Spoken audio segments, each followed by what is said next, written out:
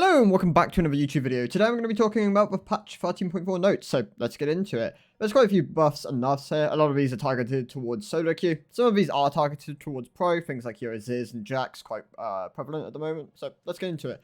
Ahri is a champ who is on the fringe of pro play. She's fairly balanced in solo queue at the moment. These will definitely come across as like placebo buffs, but they do a bit, and it will definitely encourage pro players to start picking her. After the Ahri work, people actually started playing Ahri a decent amount in pro, and since then she's kind of become a staple within that kind of area. Always fringe, and if she gets buffed, she becomes kind of like a mainstay. So base health going up by 20, base armor going up by 3, cooldown on R going down by 10 at all ranks. These are pretty nice buffs. They're kind of just going to push her towards pro. They're there, they do a bit, probably about a 0.5% win rate buff. Alistar is having his passive heal increase from 6 to 7% of his health. This is his ally heal, so it's a bit more of his health. This now takes Alistar's maximum health rather than scaling over time, so nice buff there. Q is having its AP ratio increased by 10%, and his W is having his AP ratio increased by 10%. I don't imagine we're going to start seeing any Alistar tops or mids. This might open up a window for like a tank hybrid, something like a Demonics, but for the most part, these are just nice buffs towards Alistar support. If you pick up a Zhonya's, it would definitely increase your damage quite heavily. These are big AP ratios. That combined with his E, all is quite nice. I imagine this will be like a 1% win rate buff. Amumu is having his health growth nerfed, his armor growth nerfed, and his W is going to be losing some damage in the later ranks by 0.4%. Overall, Amumu's doing pretty well in the jungle at the moment. He's kind of strong support as well. I definitely recommend him as a support. He's a pretty easy and safe pick to pull off. This combined with Demonic's nerf in a bit towards jungle champions, this is definitely going to hurt Amumu. I expect maybe a 4% win rate now from where he is at the moment. This is just a lot of late game nerfs towards Amumu, so it will hurt his solo queue. His pro will stay relatively similar, but the demonic stuff is where it's really going to hurt Amumu, and we'll talk about those in a bit. Anivia is losing some health growth and some armor growth. This isn't going to do too much to Anivia. Anivia is in a really strong spot at the moment, buffed really heavily by Roa and Seraph's changes. So overall, going to be slightly weaker, but this is mainly to address a slight outlier in the current meta. Annie wasn't listed in the preview, is actually in the notes here, losing 34 base health, losing a lot of damage on the E, shield retaliation in the later ranks, and Tibbers is gaining 10 to 20 seconds on cooldown. This is definitely going to hurt her a significant amount. The E reflect is going to hurt her E max builds, things like support and mid if you go it second. I imagine this will re-incentivize going W max second. I imagine this will hurt Annie quite a bit, but she's currently holding like a 55% win rate, so this will probably drop her to a more balanced but strong state. Aphelios is having his attack speed on his W increased by 9% at later ranks. It's getting from 1.5 to 9. This overall will make Aphelios stronger if you go into the W max second. There's a high chance you still E max second, but it was fairly close before, and this probably pushes W max towards being his second max. Azir is losing 100 base mana. His mana growth is going up by 15. His W cooldown is going up by 1 second at early ranks. His E is going up by a 15% AP ratio, and the damage is also going up by 40 in the later ranks. R is also having its damage increased combined with an AP ratio increase. This is probably about a 2% win rate increase.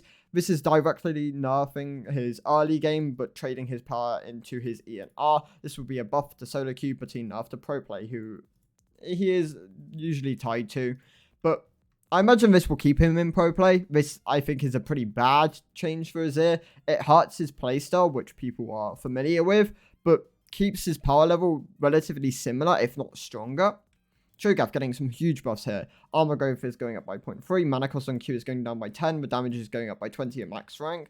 The W is also losing 20 mana cost at max rank as well. These are huge buffs towards AP and tank Cho'Gath. Cho'Gath can Q into W max, and you'll feel the buffs quite significantly. Really, really good for Cho'Gath. Sadly, still kind of tight to heart still, but maybe Roa and Everfrost become more rise up in power as the changes can help these builds. So Elise is having her Q damage nerfed by 10 to 30. pretty big for this kind of an ability. Also an early game skewed champion and her first max. Her spiders are losing 2 damage but gaining 1 at max rank. This is also quite a big nerf towards her early levels. Overall, I imagine Elise probably takes a 2 to maybe even 3% win rate nerf from this. Elise is a very feast famine jungler. Also going to get hurt by the nerfs towards jungle this patch, where power farming is encouraged more and chain ganking is less encouraged. Jarvan is losing 1 second cooldown on his W. The shield strength is going down by 10% bonus AD. This is follow-up changes after the buffs last patch. Jarvan will still be really strong. I imagine he will still hold around a 50% win rate. Oftentimes, this shield won't even get chewed through by the end of the duration, and the cooldown going up by 1 second won't be too noticeable. Jax is losing some base health but gaining 1 health growth.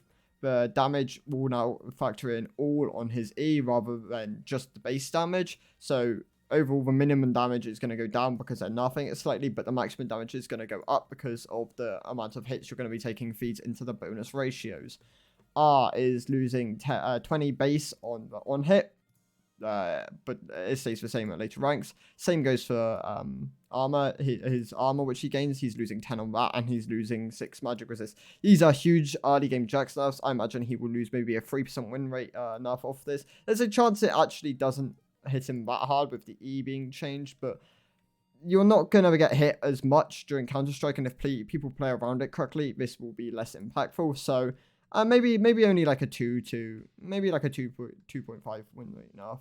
Malphite is gaining a huge buff on his W. This is 2 seconds off at all ranks. It's going to gain some more armor ratio on the empowered attack, and the cone damage as well is also going to gain some armor.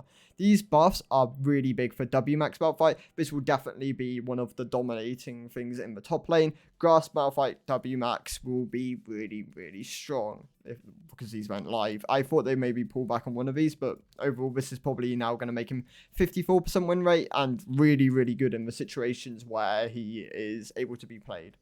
Maokai is gaining a bit on his Q maximum health damage by 1%, but he's losing a lot through the E. The E cooldown is going up by 4 seconds. The damage is going down by 5 empowered, and he's losing a huge amount of AP ratio by 10% on that. The slow is going to go up though by 0.1% per 100 bonus health, but he's losing 3% on the 100 AP ratio. There's a high chance this kills Maokai jungle because the Demonics rush on him was really strong, and this is all targeted towards nerfing that Demonics rush. Demonics also being nerfed will hurt him quite a lot. There's a chance that if you're going tank Maokai and not opting into the Demonics, that he is relatively similar in power level, but his jungle clear is dramatically slowed when you opt into the tank build. So I imagine Maokai jungle's kind of hurt significantly hard by this, maybe down to like a 50% win rate, possibly even lower. Orianna is gaining 3 base armor. This is pretty huge for the type of champ Orianna is. Helps her in like those assassin matchups where something like a Pantheon or a Talon is what you're facing and they can just insta-burst you.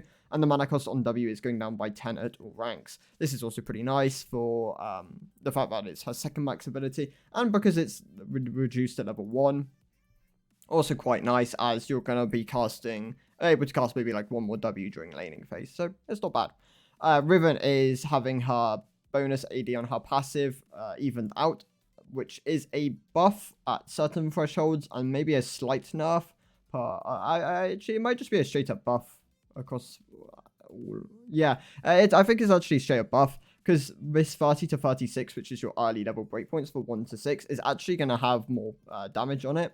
But passive is also now going to do damage to towers as 50% of the value, and Riven's passive now shows under her resource bar. These are all quite nice buffs towards Riven. Helps her as a split pusher, also helps her with her early levels. So I imagine like a 1, maybe 2% win rate buff through this. Samira is actually losing a significant amount of its movement speed now, 3.5 down to 1 to 4 scaling. Pretty big actually. You're not going to see this 16 breakpoint and this maybe even the 11 breakpoint on Samira. She tends to end games pretty quickly. You'll probably actually see the 11 where this is 3%, but losing this much movement speed per stack actually massively hurts her stable potential because she can no longer stick to you as hard. Combine that with the treasure hunter nerfs and the R life still going down, Samira's going to actually tank, I reckon, this patch. probably her win rate probably goes down by maybe like 4% from like 53 to like 49, I imagine. Definitely gonna hurt her a significant amount. Senna's attack speed ratio is going up by 0.1. Her R is gonna do more damage, later ranks by 50. The bonus AD is going up by 15%, and the cooldown is going down at 20 at all ranks. These are huge buffs towards Senna's R. It makes it feel a lot more meaningful. This also helps if you get a lot of levels in Senna, and because Senna wants the game to go on long. This is quite a short cooldown for an ultimate, like, with this much impact later on into the game. Losing 20 seconds on it, pretty big. So, Senna definitely a lot stronger this patch. She's already quite viable. You do want to go Eclipse first. You don't want to go Umbral first. Eclipse is far better. Umbral is bait.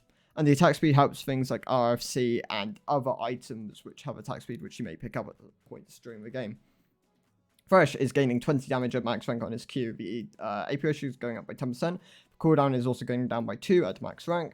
The W cooldown is going down by 1, but increasing at 1 at max rank. The base shield is going from 50 to 150 to 50 to 130, and the E-Flay is going to gain a 10% AP ratio and go up by 20 at max rank and damage. Pretty big Thresh buffs. This definitely helps support Thresh. There's a chance solo lane Thresh might exist if you run something like DMAT and you max E first. This is a large amount of damage to have on ability, which can hit the full wave. So Thresh top might be viable.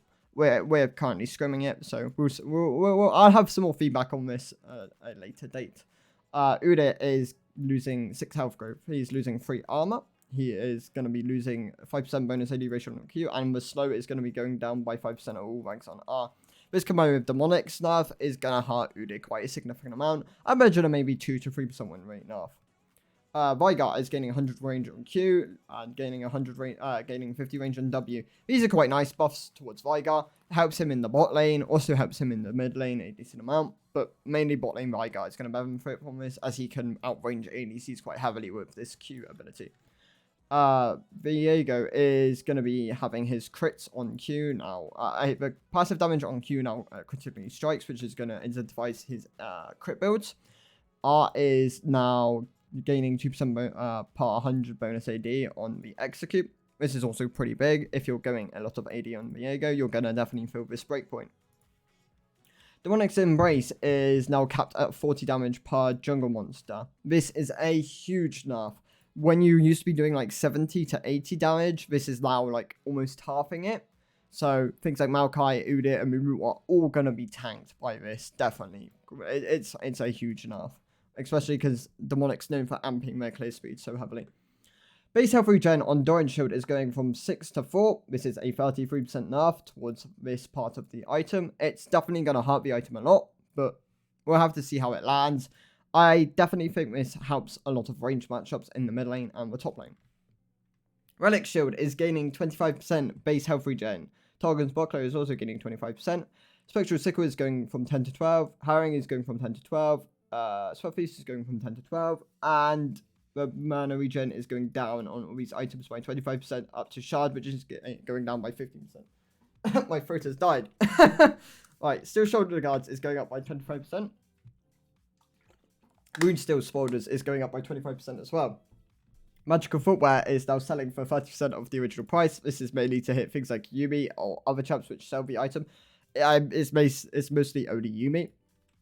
Treasure Hunter is now losing 100 gold at max rank, 100 gold in total. So this is a huge nerf towards the item, towards the rune. I imagine most champions actually jump off of this rune onto things like Ingenious if they're running Gale Force, or Relentless, possibly even Ultimate if they have things like Varus R or Ashe R, which are really valuable towards them. They will probably start running Ultimate if they opt into the Treasure Hunter rune, if they used to run Domination rune tree.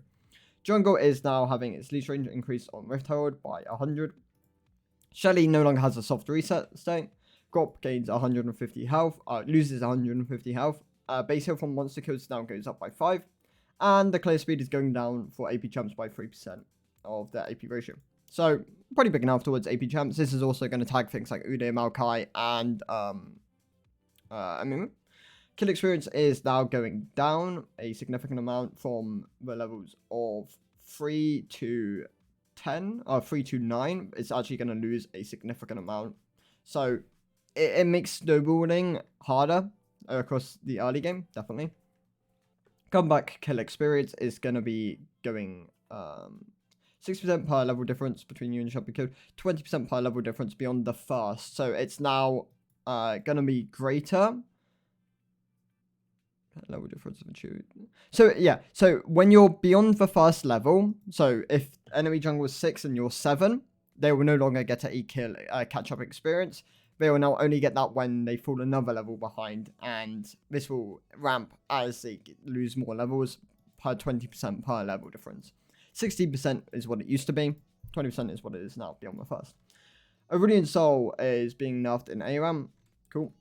Yeah, they're changing a bunch of death timers in ARAM as well, reducing it back to what it was, reverting it back to what it was in 12.22, so 2 seconds off at all ranks, which is quite nice. You don't want to be dead for too long in ARAM, it was bad. Clash is going to be on March the 6th and 11th, March the 11th and 12th, and March the 25th and 26th. I will have guides and tier lists out for all of these clashes, so keep your eyes peeled. Party chat is now going to be a thing within League. So when you press tab, you can swap to party chat. Quite nice. Good change towards the game. Behavioral systems, you can now mute self and deafen. These will also tell the enemies when you have done these. This is actually quite a good change. I think this is heavily underrated and quite good for people who don't want to don't want the enemy to, don't want your allies to flame you, because they will play worse when they flame you, and you can just say, oh, I've muted myself so I can't actually see what you're typing. Not a bad change, I don't think. Refund tokens are being changed.